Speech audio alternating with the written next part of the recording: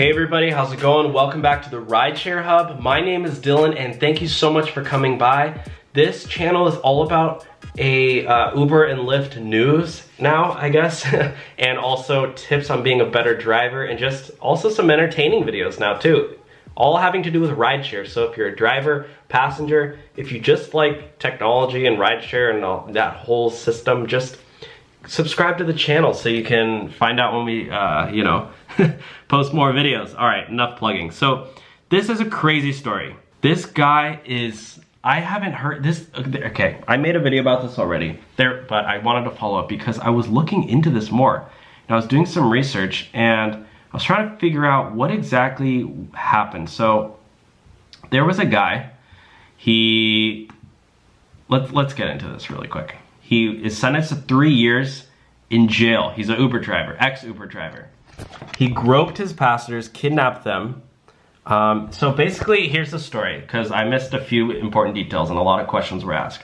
But basically, there was a man, he was an Uber driver, he picked up one woman, sorry. There's so many stories going on. He picked up one girl.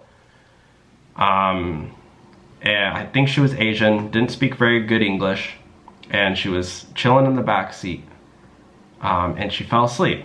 Maybe she was intoxicated, who knows. She fell asleep, and the driver took her phone.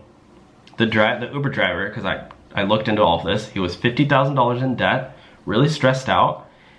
He stole his passenger's phone, the girl's phone, while she was sleeping, changed the destination in her phone, to somewhere 200 miles away, and he drove her to another state. I don't know. Yeah. So basically it was from Manhattan, and then, yeah, so he picked her up in New York and then changed the destination to Boston. So he racked up, the ride ended up costing over $1,000. So he got $1,000 from that ride, or whatever, 700, 800 bucks, however much his take was. And as he woke up, as he got to the destination, to let her out, like the actual destination or whatever, the girl woke up, I'm pretty sure. Or the woman fell asleep. Okay, and when she woke up, the SUV was stopped and Parmar was in the back seat next. He actually was in the back seat, oh my gosh, with his hand under her shirt. Do you guys see this? I didn't even realize that. I missed that. Parma was in the back seat next to her. Parma was accused of taking the woman's phone so she could not call for help and refusing to take her to White Plains or police station when she asked to be taken to the police station, guys. This is crazy. Yeah, $1,470 trip. I mean, this is legit kidnapping, sexual assault. During that time, Parma also slapped on a cleaning fee of at least 3 of his Uber customers.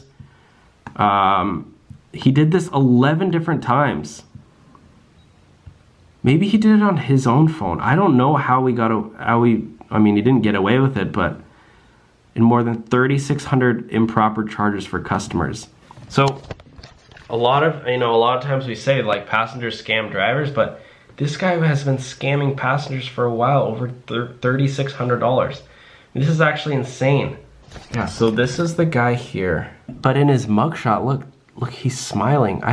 Is that a smile? Does that look like, I don't know. It looks like he's smiling. I don't get this at all. I don't know, I don't know if this guy's just sick or if he's mental or what, but I mean, wow. This is just another point in case of why you can never trust anybody. I mean, this guy was hired by Uber to drive people around to perform a task and get paid for it. And what does he do? He scams people, kidnaps people. You just can't trust anybody anymore. Especially, I mean, this just goes to say, when we were kids, parents always told us, don't get into a ride with a stranger. And now what do? We get into a ride with strangers. What's the consequence? Stuff like this. Because some people just ruin it for everybody. So just stay safe out there, everybody. Continue to be a good driver. If you're flirting with your passengers or doing anything, if you're scamming passengers, I mean, I know this stuff does happen, so if you're watching this and you do scam passengers, just stop. It's not worth it. The payout, you know, you're gonna get caught eventually. And even if you don't, I mean, the risk is just way too high. You're risking losing your job, you could jail time. Just don't do it. Stay safe out there. Okay, I will talk to y'all soon. Bye, guys.